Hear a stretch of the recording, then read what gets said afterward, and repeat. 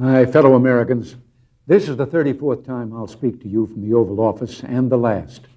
We've been together 8 years now, and soon it'll be time for me to go. But before I do, I wanted to share some thoughts, some of which I've been saving for a long time. It's been the honor of my life to be your president. So many of you have written the past few weeks to say thanks, but I could say as much to you. Nancy and I are grateful for the opportunity you gave us to serve. One of the things about the presidency is that you're always somewhat apart. You spend a lot of time going by too fast in a car someone else is driving and seeing the people through tinted glass, the parents holding up a child, and the wave you saw too late and couldn't return. And so many times I wanted to stop and reach out from behind the glass and connect. Well, maybe I can do a little of that tonight. People ask how I feel about leaving, and the fact is, parting is such sweet sorrow. The sweet part is California and the ranch and freedom. The sorrow, the goodbyes, of course, and leaving this beautiful place. You know, down the hall and up the stairs from this office is the part of the White House where the president and his family live. There are a few favorite windows I have up there that I like to stand and look out of early in the morning. The view is over the grounds here to the Washington Monument, and then the Mall, and the Jefferson Memorial. But on mornings when the humidity is low, you can see past the Jefferson to the river, the Potomac, and the Virginia shore. Someone said that's the view Lincoln had when he saw the smoke rising from the Battle of Bull Run. Well, I see more prosaic things. The grass on the banks, the morning traffic as people make their way to work, now and then a sailboat on the river. I've been thinking a bit at that window. I've been reflecting on what the past 8 years have meant and mean, and the image that comes to mind like a refrain is a nautical one. A small story about a big ship and a refugee and a sailor. It was back in the early 80s, at the height of the boat people, and the sailor was hard at work on the carrier Midway, which was patrolling the South China Sea. The sailor, like most American servicemen, was young, smart, and fiercely observant. The crew spied on the horizon a leaky little boat, and crammed inside were refugees from Indochina hoping to get to America. The Midway sent a small launch to bring them to the ship in safety.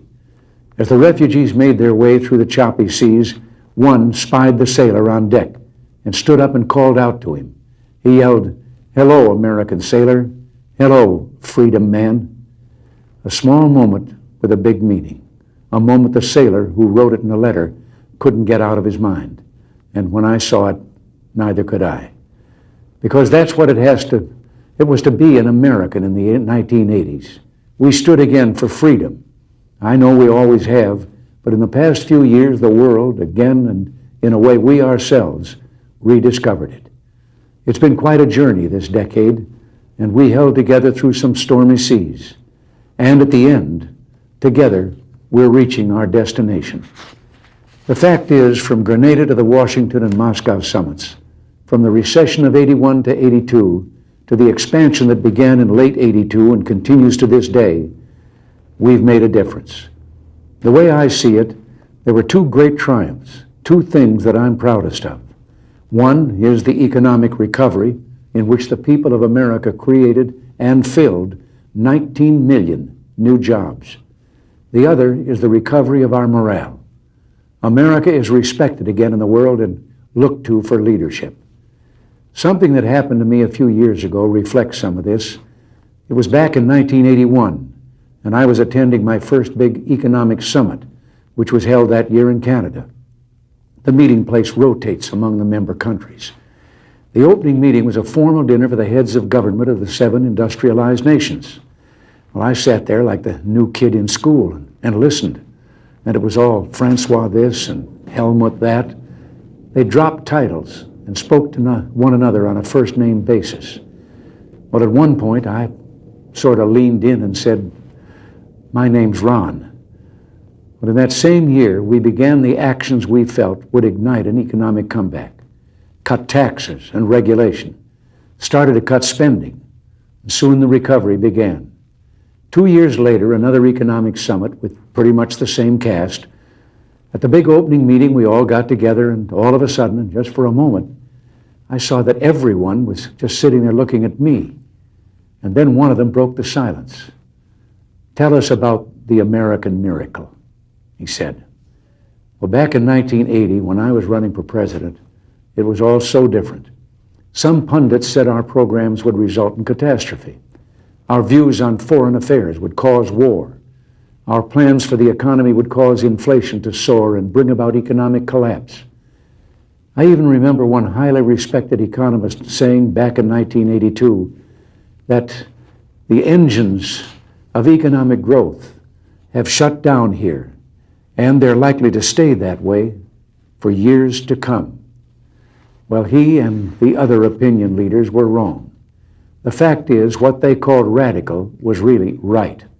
What they called dangerous was just desperately needed. And in all of that time, I won a nickname, the Great Communicator. But I never thought it was my style or the words I used that made a difference. It was the content. I wasn't a great communicator, but I communicated great things. And they didn't spring full bloom from my brow. They came from the heart of a great nation, from our experience, our wisdom, and our belief in the principles that have guided us for 2 centuries. They called it the Reagan Revolution. Well, I'll accept that. But for me, it always seemed more like the great rediscovery, a rediscovery of our values and our common sense. Common sense told us that when you put a big tax on something, the people will produce less of it. So we cut the people's tax rates, and the people produced more than ever before. The economy bloomed like a plant that had been cut back and could now grow quicker and stronger. Our economic program brought about the longest peacetime expansion in our history. Real family income up, the poverty rate down, entrepreneurship booming, and an explosion in research and new technology. We're exporting more now than ever because American industry became more competitive. And at the same time, we summoned the national will to knock down protectionist walls abroad instead of erecting them at home. Common sense also told us that to preserve the peace, we'd have to become strong again after years of weakness and confusion. So we rebuilt our defenses. And this new year, we toasted the new peacefulness around the globe. Not only have the superpowers actually begun to reduce their stockpiles of nuclear weapons, and hope for even more progress is bright, but the regional conflicts that rack the globe are also beginning to cease. The Persian Gulf is no longer a war zone. The Soviets are leaving Afghanistan. The Vietnamese are preparing to pull out of Cambodia. And an American-mediated accord will soon send 50,000 Cuban troops home from Angola. The lesson of all this was, of course, that because we're a great nation, our challenges seem complex. It will always be this way. But as long as we remember our first principles and believe in ourselves, the future will always be ours. And something else we learned. Once you begin a great movement, there's no telling where it'll end. We meant to change a nation, and instead, we changed a world. Countries across the globe are turning to free markets and free speech, and turning away from the ideologies of the past. For them, the great rediscovery of the 1980s has been that, lo and behold, the moral way of government is the practical way of government. Democracy, the profoundly good, is also the profoundly productive. When you've got to the point where you can celebrate the anniversaries of your 39th birthday, you can sit back sometimes, review your life, and see it flowing before you. For me, there was a fork in the river, and it was right in the middle of my life. I never meant to go into politics. It wasn't my intention when I was young. But I was raised to believe you had to pay your way for the blessings bestowed on you. I was happy with my career in the entertainment world, but I ultimately went into politics because I wanted to protect something precious. Ours was the first revolution in the history of mankind that truly reversed the course of government, and with 3 little words: we the people. We the people tell the government what to do. It doesn't tell us. We the people are the driver. The government is the car, and we decide where it should go and by what route and how fast. Almost all the world's constitutions are documents in which governments tell the people what their privileges are. Our Constitution is a document in which we, the people, tell the government what it is allowed to do. We, the people, are free. This belief has been the underlying basis for everything I've tried to do these past 8 years. But back in the 1960s, when I began, it seemed to me that we'd begun reversing the order of things, that through more and more rules and regulations and confiscatory taxes, the government was taking more of our money, more of our options, and more of our freedom. I went into politics in part to put up my hand and say, stop. I was a citizen politician, and it seemed the right thing for a citizen to do. I think we have stopped a lot of what needed stopping, and I hope we have once again reminded people that man is not free unless government is limited. There's a clear cause and effect here that is as neat and predictable as a law of physics. As government expands, liberty contracts. Nothing is less free than pure communism, and yet we have the past few years forged a satisfying new closeness with the Soviet Union.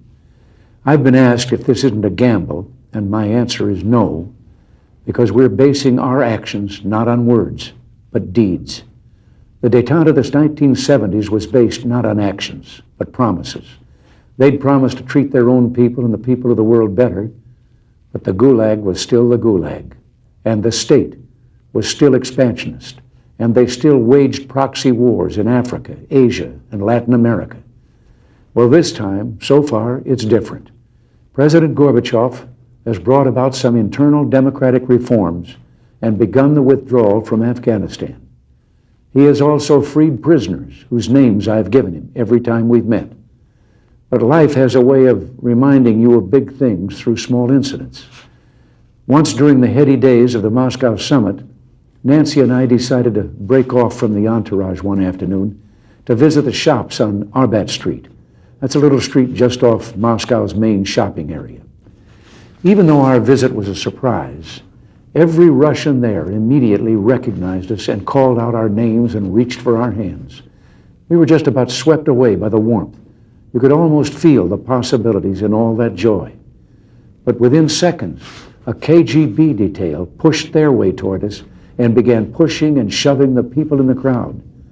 It was an interesting moment.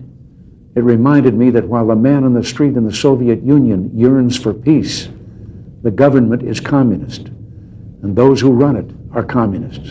And that means we and they view such issues as freedom and human rights very differently. We must keep up our guard, but we must also continue to work together to lessen and eliminate tension and mistrust. My view is that President Gorbachev is different from previous Soviet leaders. I think he knows some of the things wrong with his society and is trying to fix them. We wish him well, and we'll continue to work to make sure that the Soviet Union that eventually emerges from this process is a less threatening one. What it all boils down to is this: I want the new closeness to continue, and it will, as long as we make it clear that we will continue to act in a certain way as long as they continue to act in a helpful manner. If and when they don't, at first pull your punches. If they persist, pull the plug. It's still trust, but verify. It's still play, but cut the cards. It's still watch closely, and don't be afraid to see what you see. I've been asked if I have any regrets. Well, I do. The deficit is one. I've been talking a great deal about that lately, but tonight isn't for arguments, and I'm going to hold my tongue. But an observation, I've had my share of victories in the Congress, but what few people noticed is that I never won anything you didn't win for me. They never saw my troops. They never saw Reagan's regiments, the American people. You won every battle with every call you made and letter you wrote demanding action. Well, action is still needed. If we're to finish the job, Reagan's regiments will have to become the Bush brigades. Soon he'll be the chief, and he'll need you every bit as much as I did. Finally, there is a great tradition of warnings in presidential farewells. And I've got one that's been on my mind for some time. But oddly enough, it starts with one of the things I'm proudest of in the past 8 years, the resurgence of national pride that I called the new patriotism. This national feeling is good, but it won't count for much, and it won't last unless it's grounded in thoughtfulness and knowledge. An informed patriotism is what we want. And are we doing a good enough job teaching our children what America is and what she represents in the long history of the world? Those of us who are over 35 or so years of age grew up in a different America. We were taught very directly what it means to be an American. And we absorbed almost in the air a love of country and an appreciation of its institutions.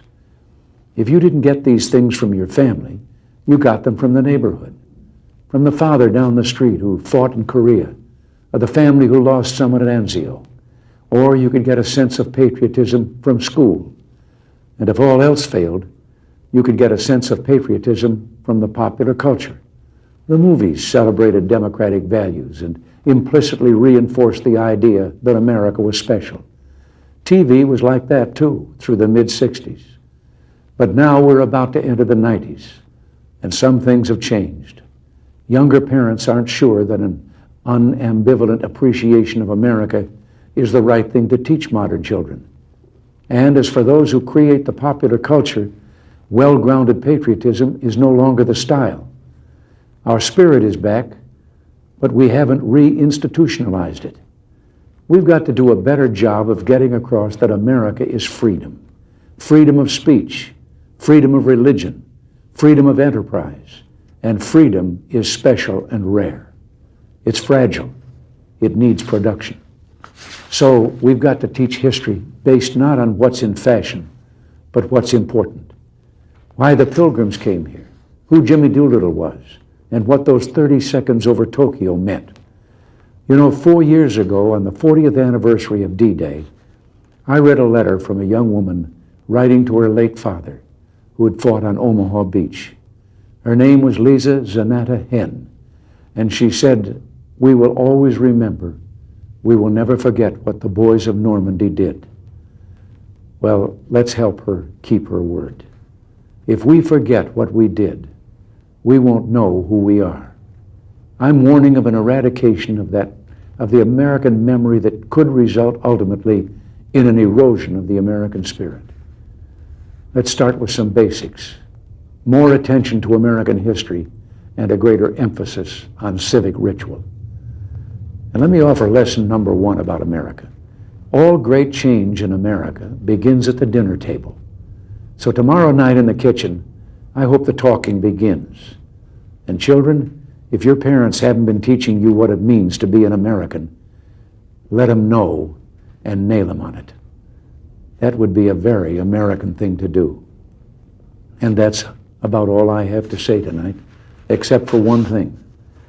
The past few days, when I've been at that window upstairs, I've thought a bit of the shining city upon a hill. The phrase comes from John Winthrop, who wrote it to describe the America he imagined. What he imagined was important because he was an early pilgrim, an early freedom man. He journeyed here on what today we'd call a little wooden boat. And like the other pilgrims, he was looking for a home that would be free. I've spoken of the shining city all my political life, but I don't know if I ever quite communicated what I saw when I said it. But in my mind, it was a tall, proud city built on rocks stronger than oceans, windswept, God-blessed, and teeming with people of all kinds living in harmony and peace. A city with free ports that hummed with commerce and creativity. And if there had to be city walls, the walls had doors, and the doors were open to anyone with the will and the heart to get here. That's how I saw it and see it still. And how stands the city on this winter night? More prosperous, more secure, and happier than it was 8 years ago.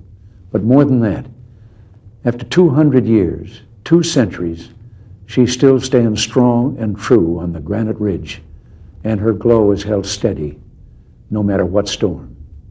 And she's still a beacon, still a magnet for all who must have freedom.